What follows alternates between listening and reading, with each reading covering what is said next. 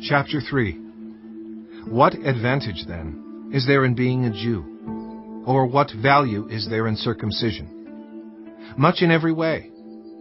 First of all, the Jews have been entrusted with the very words of God.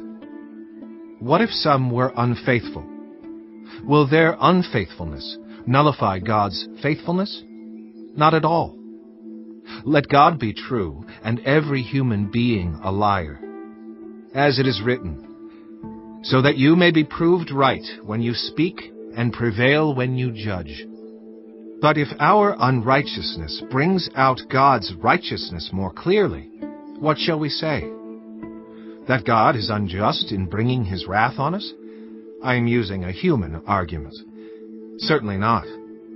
If that were so, how could God judge the world? Someone might argue, if my falsehood enhances God's truthfulness and so increases his glory, why am I still condemned as a sinner?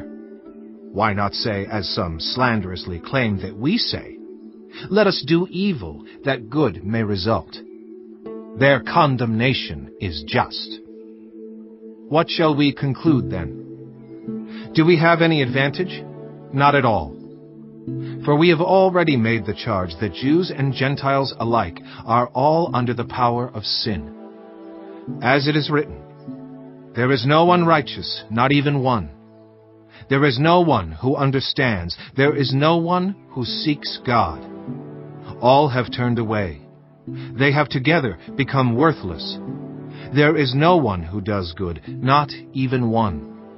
Their throats are open graves. Their tongues practice deceit. The poison of vipers is on their lips. Their mouths are full of cursing and bitterness. Their feet are swift to shed blood. Ruin and misery mark their ways, and the way of peace they do not know. There is no fear of God before their eyes. Now we know that whatever the law says, it says to those who are under the law, so that every mouth may be silenced and the whole world held accountable to God. Therefore no one will be declared righteous in God's sight by the works of the law. Rather, through the law, we become conscious of our sin. But now apart from the law, the righteousness of God has been made known, to which the law and the prophets testify. This righteousness is given through faith in Jesus Christ to all who believe. There is no difference between Jew and Gentile, for all have sinned and fall short of the glory of God, and all are justified freely by his grace through the redemption that came by Christ Jesus.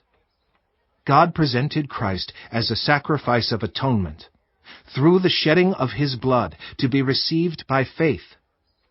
He did this to demonstrate his righteousness, because in his forbearance he had left the sins committed beforehand unpunished.